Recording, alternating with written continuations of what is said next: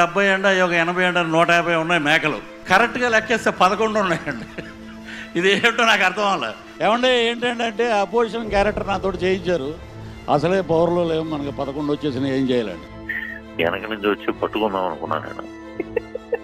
చెవు మనం ఎక్కడ వస్తావు అని చెప్పి భయం వేసి ఆగిపోయి. 30 ఇయర్స్ ఇండస్ట్రీస్ అనే డైలాగ్ వినగానే మనకి వెంటనే గుర్తొచ్చే పేరు నటుడు పృథ్వీరాజ్.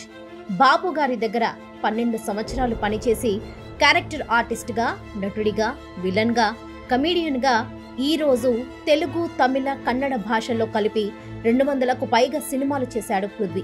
తన విలక్షణ నటనతో తనకంటూ ఓ ప్రత్యేకత గుర్తింపును సంపాదించి రాజకీయాల్లో కూడా రాణిస్తున్న పృథ్వీరాజ్ని సినిమా ఇండస్ట్రీ ఎందుకు దూరం పెట్టింది?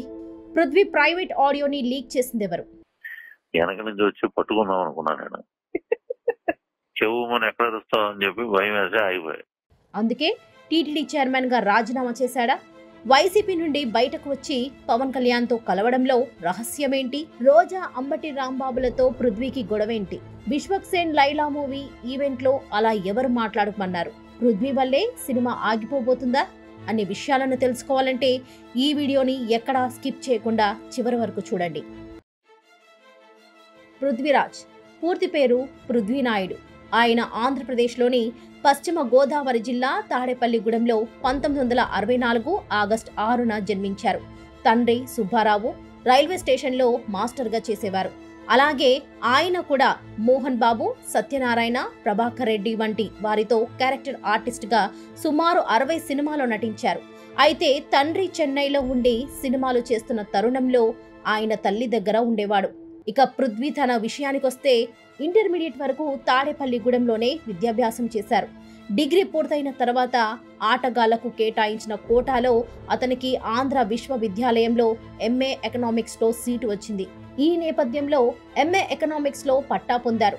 పృథ్వీ చదువుకుంటున్న సమయంలో చాలా చురుకైన అబ్బాయి. చిన్నప్పుడు ఆయన క్రికెట్ చాలా బాగా ఆడేవారు. అంతేకాదు తన మిత్రులతో కలిసి చాలా టోర్నమెంట్లో ఆడి క్రికెట్ కప్పులు కూడా గెలుచుకున్నారు. అలాగే తన మిత్రులతో కలిసి చాలా కలివిడిగా, ఆనందంగా బాల్యం గడిపేవారు. తనకు జన్మనిచ్చింది తల్లిదండ్రులైతే సినీ జీవితాన్ని ఇచ్చింది మాత్రం నటుడు డాక్టర్ ప్రభాకర్ రెడ్డి అని తెలిపారు. ప్రస్తుతం ప్రభాకర్ రెడ్డి మరణించారు. అయితే తాను మొదటి విమానం ఎక్కింది తన గురువు ప్రభాకర్ రెడ్డితోనే అని తెలియజేశారు. అలాగే దివంగత సినీ నటుడు శ్రీహరి కూడా తనకు మంచి మిత్రుడని చెప్పారు. పృథ్వీరాజ్కు 2 పిల్లలున్నారు. ఒక అమ్మాయి, ఒక అబ్బాయి. ఇద్దరికి పెళ్లిళ్ళు అయ్యాయి. ఇక అబ్బాయి సాఫ్ట్వేర్ ఉద్యోగం చేస్తున్నారు. అమ్మాయి పెళ్లైన తర్వాత కొన్ని సినిమాలలో హీరోయిన్ గా కూడా చేసింది. పృథ్వీ తండ్రి సినిమాలు చేసిన తరుణంలో తనకు కూడా సినిమాల్లోకి రాణించాలనే లక్ష్యం ఏర్పడింది. దీంతో డిగ్రీ చేస్తున్న సమయంలోనే తన తండ్రితో కలిసి హైదరాబాద్ వచ్చారు. తన తండ్రి మిత్రుడు ప్రభాకర్ రెడ్డిని కలిశారు. అయితే ఆయన పృథ్వీ రూపురేఖలు చూసి పీజీ పూర్తయిన తర్వాత సినిమాల కోసం చెన్నై రమ్మన్నారు. దీంతో 1992లో ప్రభాకర్ రెడ్డి సలహా మేరకు పీజీ పూర్తి కాగానే మళ్లీ చెన్నై వచ్చారు. ఇక మొదట్లో ఆయన ఓ హోటల్లో రిసెప్షన్ మేనేజర్గా ఉద్యోగం ఇప్పించారు. ఆ సమయంలో పృథ్వీ చాలా కష్టపడ్డారు. ఆ తర్వాత సిటీ కేబుల్ అనే ఛానల్లో సినిమా దర్శకులను ఇంటర్వ్యూ చేశారు. అదే సమయంలో సినీ అవకాశాల కోసం ప్రయత్నించడం మొదలుపెట్టారు. ఇక ఛాన్స్ల కోసం ఎదురు చూస్తున్న సమయంలో ప్రభాకర్ రెడ్డి తన సినిమాలో అవకాశం కల్పించారు. ఈ క్రమంలో ఆ ఒక్కటి అడక్కు అనే సినిమాలో పృథ్వీ సరిపోతానని భావించిన ఆయన ఆ పాత్రకు ఎంపిక చేశారు.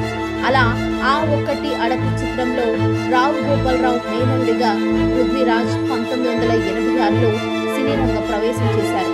ఆ సినిమా చిత్రీకరణ సమయంలో రావు గోపాలరావుతో కలిసి 40 రోజుల పాటు ఉన్నాడు. అయితే ఈ సినిమా చేసే సమయంలో ప్రభాకర్ రెడ్డి పృథ్వీ తండ్రి మిత్రుడు కావడంతో పృథ్వీకి నటించడం నేర్పించారు.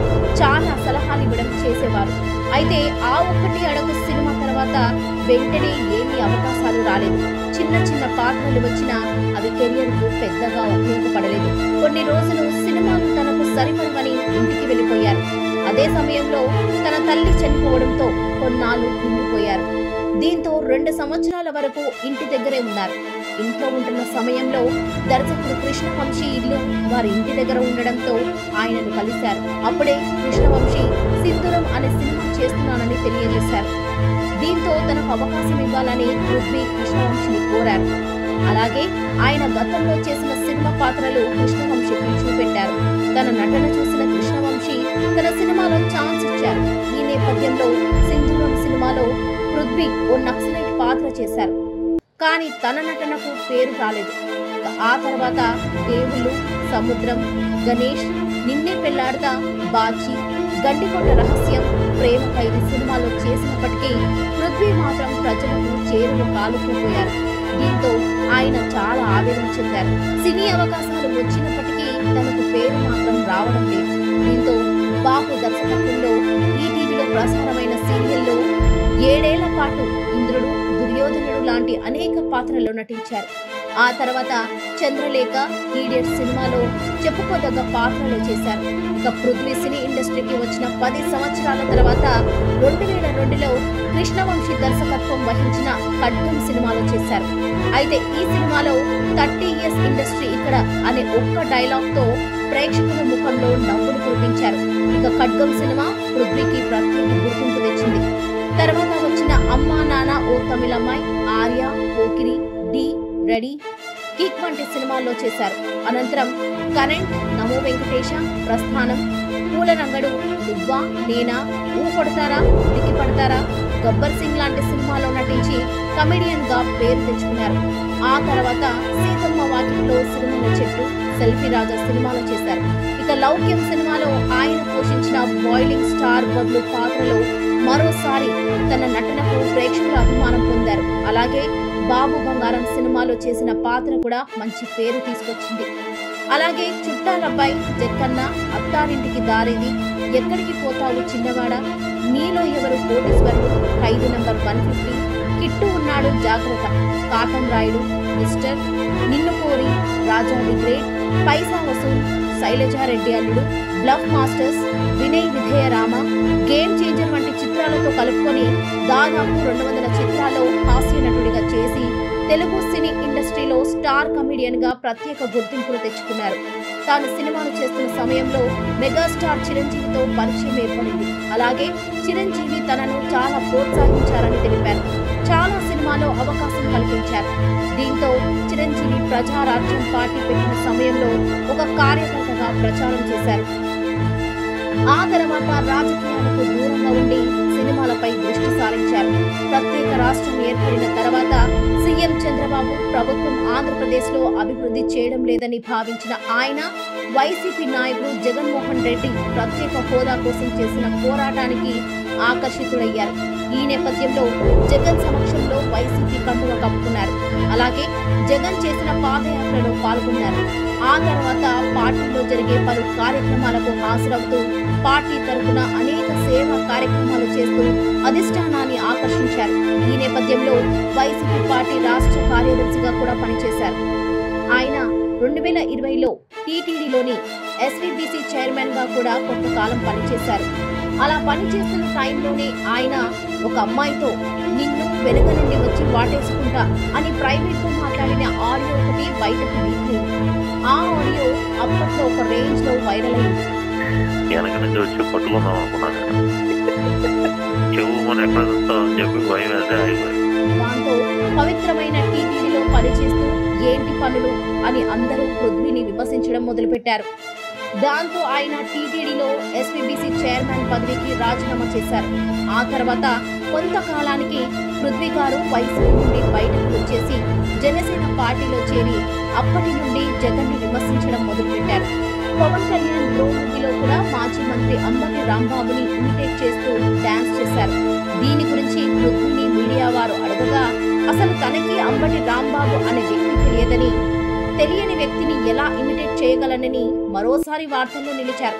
ఇదే కాక పవన్ కళ్యాణ్ గురించి తప్పుగా మాట్లాడిందని మాజీ మంత్రి రోజా మీద కూడా తనదైన శైలిలో విరుచుకుపడ్డారు. 2024 ఎలక్షన్స్ లో కూటమి ప్రభుత్వం గెలవడంతో విమర్శలు తారాస్థాయికి చేరాయి. బయటే కాకుండా సినిమా ఫంక్షన్స్ లో కూడా వైసీపీ పార్టీ గురించి, అక్కడి నాయకుల గురించి మాట్లాడటం మొదలు పెట్టారు. గేమ్ చేంజర్ ఆడియో ఫంక్షన్ లో కూడా జగన్ ని ఇమిటేట్ చేస్తూ మాట్లాడారు. రీసెంట్ గా జరిగిన విశ్వక్ సేన్ లైలా సినిమా పరే రిలీజ్ ఈవెంట్ లో కూడా పృథ్వీ మాట్లాడుతూ ఆ సినిమా షూటింగ్ లో ఒక సీన్ లో మొదట 150 మేకలు ఉన్నాయని, ఆ తర్వాత అవి 11 మేకలయ్యాయని చెప్పి ఇండైరెక్ట్ గా వైసీపీని ట్రోల్ చేశారు. ఈయన చేసిన కామెంట్స్ వల్ల ఇప్పుడు వైసీపీ అభిమానులు లైలా సినిమాను బాయ్కట్ చేయాలని ఆన్లైన్ గోల చేస్తున్నారు. అది ఎంతలా అంటే సినిమా హీరో ప్రొడ్యూసర్లు వచ్చి మీడియాకి సారీ చెప్పేంత.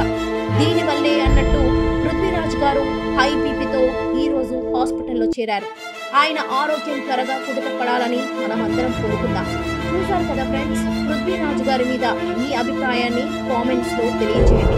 అండ్ ఈ వీడియో కనుక మీకు నచ్చినట్లయితే లైక్ చేసి మీ ఫ్రెండ్స్ అండ్ ఫ్యామిలీస్ కి షేర్ చేయండి. మన ఛానల్ ని సబ్స్క్రైబ్ చేయండి.